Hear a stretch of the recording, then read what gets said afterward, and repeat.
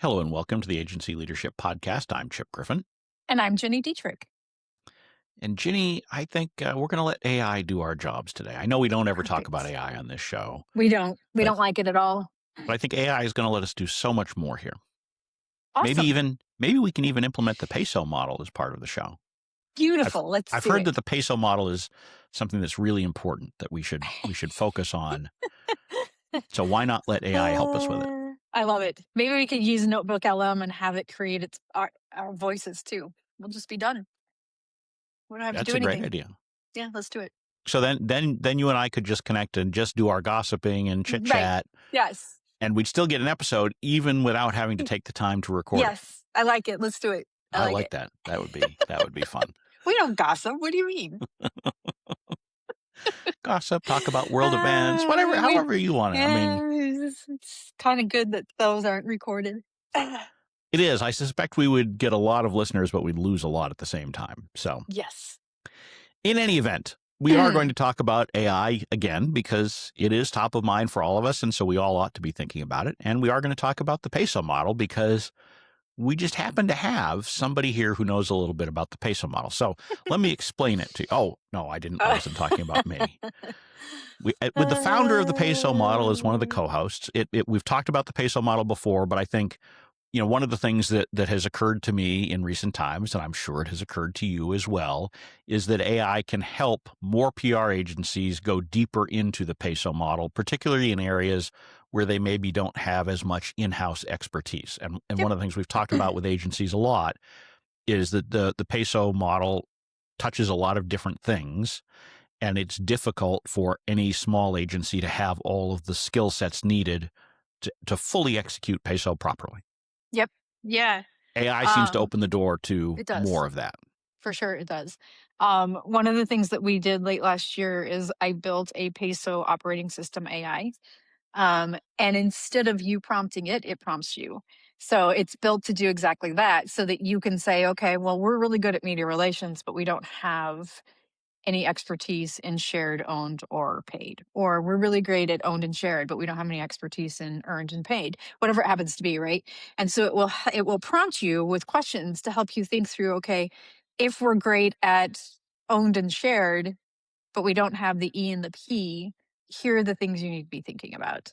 And it will help you either figure out how to execute it on your own with step-by-step instructions, or it will give you a creative brief that then you could hand off to a partner. So it's built to do that. But the point is that, I mean, would I prefer you use the PESO OS AI that I built? For sure. But really, any AI can do that. I think if you have to prompt it, it's not going to prompt you. But I think any AI based on information that's out there on the web that we've created around PESO, it will be able to take all of that and say, here's some things you should be thinking about. And I think it's really good at helping you think through things that you're just not an expert at. And it's really good at helping you think through, gosh, we should be using paid to amplify our content, for instance, but I don't have any idea. Should I do it on LinkedIn? Should I do it on Instagram? Should I do it on TikTok? Should I do it on Google? Like, I have no idea. So AI is a really good thought partner from that perspective. Well, I think that's the key point is that it allows you to certainly you can look at it at a 30,000-foot level, with your specialized OS that allows you to really think the whole big picture Yep. through. But you can also use it in a very granular way to say, hey, look, Yes. I know I want to amplify this content. Let's look at the various ways that we can do it and help educate me about how we do that most effectively. Yep. And to me, AI is a great opportunity for all of the things that you wished you could have done 2 years ago. Yeah. That now become much more feasible for you to do without having to go out and bring in-house new expertise or hiring someone, if it's particularly when it's focused, right? If it really is just, I need a paid campaign to amplify this blog post. That is a whole lot easier to do with AI, frankly, than it is to go hire somebody Yeah. in-house and a lot Yeah. cheaper. Absolutely. Yes. And it will give you the literal step by step instructions if you want to do it yourself. Right. And if you don't want to do it yourself, you say, help me create a project brief or a creative brief that I can hand off to a partner. And it does that for you too. So one of the things that we do is, I have a paid media expert on our marketing team, but then we hire out, depending on what we need, we'll hire out sort of the day-to-day minutia piece of it, because especially in paid media, you have to be in there every day and testing and tweaking and all that kind of stuff. And AI is great at saying, pay attention to this, but not great at actually pushing the buttons. And so it has helped our paid media team even just outsource some of that stuff too. So I think it's really great from that perspective. It's still, you like, I think some, especially PR professionals, are using it for like list development and media pitching and things like that, which is fine, but it's still not, it's still a good first draft. You still have to add your personalization, you still have to do those kinds of things. One of the things that we were kind of struggling with, actually not struggling with, we were arguing over internally, was our outbound sales campaigns and what those said. And I felt like they were way too long. Our chief revenue officer felt like the calls to action weren't right. And so we put it into AI and we were like, this is where we're struggling. We're not agreeing on these 5 points. And it pumped out some stuff that we were like, okay, all right, let's try that. So, I don't know yet if it's going to work because we haven't launched it, but it helped us think about things a little bit differently than we had just the three of us shooting the shit around a Zoom conversation. When to your point, it's a great jumping off point. It's not necessarily the final draft of everything, but Right. I mean, let's say you don't consider your team very adept at creating social posts on their own, but you want to use PESO to amplify content. You can take that piece of content and say, give me 3 to 5 drafts that I can look Yep. at, and you can pick the Yep. one that resonates most with you, and then hone that and use that as your post. So again, it allows you to do things that either would have taken much longer a Yeah. number of years ago, or just you wouldn't have been able to do without hiring someone new in-house or that sort of thing. And so having those opportunities means that you can adopt a lot more of the PESO model as an agency, which certainly benefits your clients, but it benefits your business as well, because as we've talked about, pure PR agencies, despite the renaissance of the importance of earned media as a result of LLMs and all of that, I still think it is very difficult to have a media relations only agency in Yeah. 2026. Yeah. It's not impossible. There are certain niches where it works and certain setups that work, but for the vast majority of old time traditional PR agencies, they need to be getting into more of the PESO model, even if it's not all 4 letters. Even if you get into 2 of the letters, Yeah. that's going to help you a lot. Yep. Yeah, for sure. And it definitely helps you. Like I think I've mentioned before that I have several different AI agents, and one is my co-CEO. And my co-CEO, like, it will argue with me and it will tell me, like, last week it said that's a stupid idea. And I was like, oh, well, screw you too. um, but it helps you think through those things. So you say, okay, what if I want to build an agency that is focused around the PESO model, and I'm going to go through the certification so that I can create an agency that's focused on it? What am I missing? What do I need to hire for? What can I use my AI for? What can like, it helps you think through all of those things. Help me build a plan to be able to do this over the next 2 years.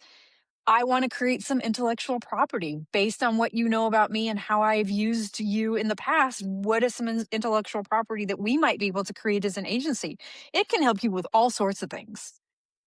It can, and it also you can calibrate it to your own knowledge level or your team's knowledge level, so you can have it just help you with some drafts. You can have it just teach you how to do things, Yep. and I think that's an Oh, often yeah. overlooked Yes. use of Yes. AI. It doesn't have to Absolutely. do it for you; it can help educate you, Yep. and part of that is just communicating with it and say, "Treat me like I'm an absolute idiot."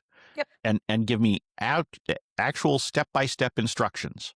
Assume I don't even know how to click the mouse. Like, tell me, Yep. put downward pressure on the button in the middle of the, like, you can make it tell you at whatever level of knowledge you need in order to become comfortable with it. And then you actually start to learn it. I mean, I think we all Yeah. think of AI as something that's, can just replace us.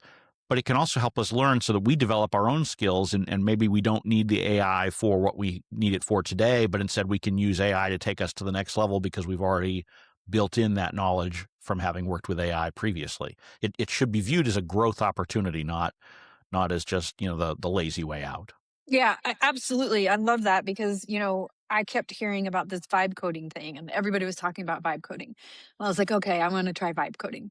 What do I want to vibe code? And so I actually asked my AI boyfriend, if you were me, what are some things you would vibe code just to test it out?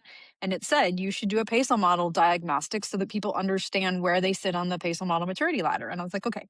So I went into Lovable.ai and I built a PESO model visibility assessment is what I built first. And it was a really good first draft.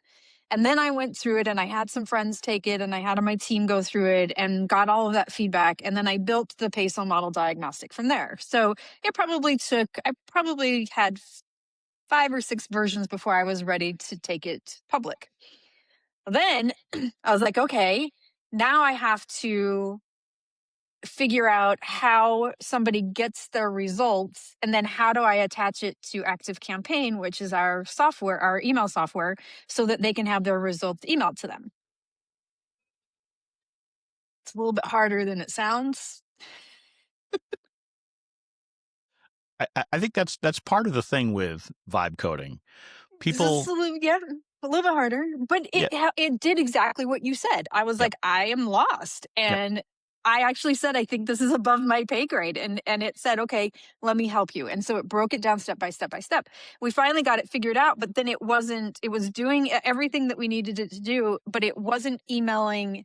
So I had all the tokens in the email. So like, hi, first name, here's your I had all those tokens, but it wasn't triggering that. And so it helps me figure out it helped me troubleshoot and figure out why. And there's no way on earth, not in a zillion years, I could have done that on my own 2 years ago. Absolutely not. Yep. And it really is amazing how it can help you with some of those things. Now, it can also send you down some rabbit holes that are Yes, it not the did right that too. ones, and Correct. I was like, and no, then that's not right. and then it says, "Oops, yes, Mhm. sorry, I didn't mean to do. You're Yeah, right that I you're should have right. gone a Hmm. different Yeah. direction." And Yes, it so, does do that that. that is always one of the challenges of vibe coding is it opens a lot of doors, but it can lead to a lot of frustration. Then you have to be ready to Yeah. handle that, Yeah. and particularly for someone like you who has not been steeped in development in the past, At all. it probably takes more effort to get past that frustration than, Yeah. say, for someone like me, where I can spot early on that it's going in the wrong direction because I've written code, and I'd be like, Right. That I, doesn't I seem don't right. know if Yeah. we really want to do Yeah. that.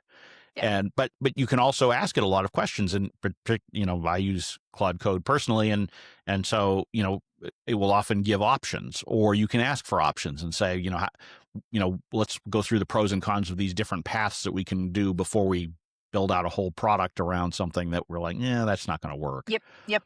And you can think them through. You can think through what are the maintenance costs, what are the actual hard costs of it, Yep. and there are times where the tools will suggest something to you that costs something, and it's sort of like Waze sometimes likes to avoid tolls. I'm like, I don't want to avoid a toll. I want to get there faster. I want to Like, get there to faster. me, Right. I Yeah. don't put Yeah. me on all these weird side streets so I don't pay a Yeah. toll. Same thing with these tools. They often default to the free option, and sometimes you're like, well, I'm willing to pay $5 a month to get this email sent to me Right. correctly, and not Right. have to go Right. down to the command line and configure Yep. all this stuff, and then my Yes. computer's always got to be on and all that kind of Mhm. stuff. So, but the point is that a lot of these tools open up the doors for the things that you can do, which then again expands that capability so that you are moving beyond just being one of the 4 letters and moving into at least 2, if not all 4 of PESO. Yeah, and I would say also that if you want to do this, it's not a small undertaking, but if you want to do this, you can there are lots of ways that you can do this, but I'll make it super super simple. Using Claude, you can create projects. And the projects can be focused on, okay, we're going to have one for earned, we're going to have one for paid, we're going to have one for shared, we're going to have one for owned. And in those specific projects, you build files, knowledge files that teach it what you want to do from an earned media perspective.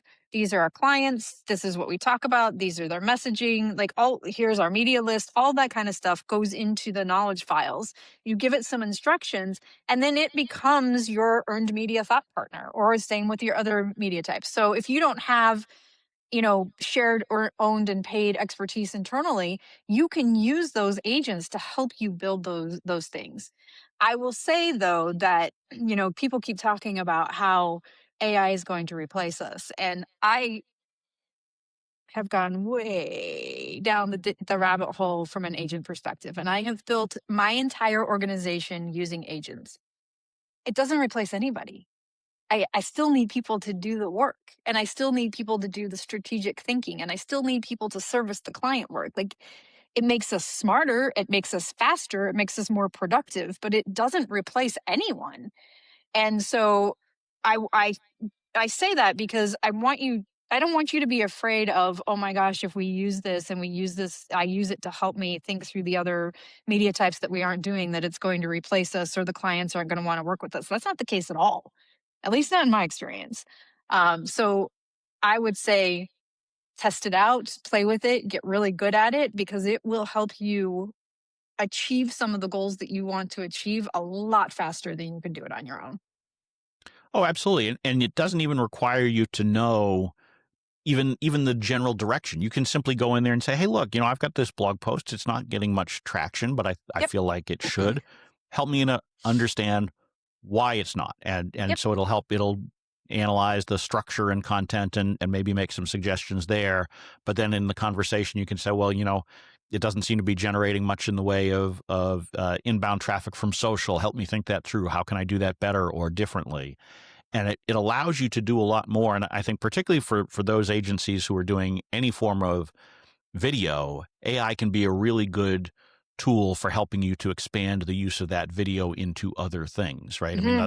the obvious that we've had for years is the automatic transcription, right? So you start from a point of you've got a transcription, and so you've got more content that's out there that's more easily indexable by more tools. Some of the LLMs, quote unquote, watch video. Some only can use transcripts, so you want to give both ideally, Yep. but you can go well beyond that. I mean, a lot of people are just kind of slapping stuff up on YouTube without any kind of a good description if they're doing video. Use AI. Let it give you a quick first draft, and you can do that correctly. Let it start drafting social posts so you can get it out there. Make sure that you're turning every video into a blog post. There's so many things that you can do from that one nugget. It's one of the reasons why I love videos so much, is because it can spiral out into these other formats so easily. But all of that then helps to fuel your efforts on the PESO model, and all of it can be done in an organization without all of the things that you would have needed 5 or 10 years ago. You don't need a dedicated video producer or a Right. high-end Right. external video. You can use something like we're using right here today with Riverside, where you can Yep. just, you know, free plug there. We're not sponsored by them, but we use it, and it does a nice job of cutting this up. If you're watching this on YouTube, it switches camera angles. I don't do anything except click a little button that says do this, and I get to choose how aggressive the camera switching is. Yeah. That's fantastic, right? But it will also then clip things that you can use for social media. If I'm a traditional PR agency, I don't know anything about any of that kind of stuff, but it's all valuable to furthering the PESO model for my clients. So why wouldn't I be taking advantage of AI to help me go down that path? Yeah. And I would say if you are a traditional PR agency, even things like this pitch isn't landing. Tell me what you think. Sure. How would I, like, I'm trying to reach this, and this reporter with this pitch. Analyze it for me. Like, that kind of stuff you should be doing every single day. Right. Because the PESO model isn't just about ticking boxes, it's about doing all those things well, right? Right. You can have a nice little report card that Right. says, check, I did the P, I did the E, I did the S, I did the O. But are you doing all of those well? And Right. maybe even what your agency is built around, whichever letter is the core of your personal expertise, there are certainly ways that you can use AI to improve even on that, even before Absolutely. you go down the other avenues. Absolutely. Yeah. And one of the things that we've been, when we evolved the model for AI into an operating system, and that is because all of the media types build on one another, right? So it will help you figure that out. So I can say PESO model is now an operating system, and I'm sure you're like, I don't know what the freak that means. And it will help you figure out what that means and how you can apply that to your business. Yeah, I mean, operating system may be one of the most overused product descriptions these days, It but works in everybody's an got an operating. enterprise. It You works. you know, you It read anything works. AI related, everybody's got an operating system. Works in an enterprise really well. I mean, I'm not arguing that. It's just it's kind of it's kind of Works. like 30 years ago where everybody used the word paradigm. Fair.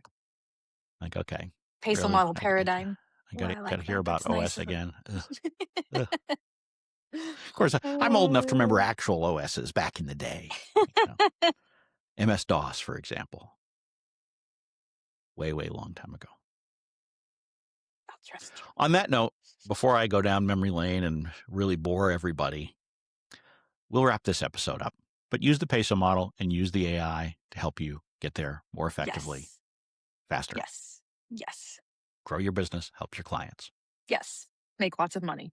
make lots of money. On that note, I'm Chip Griffin, I'm Jenny Dietrich. and it depends.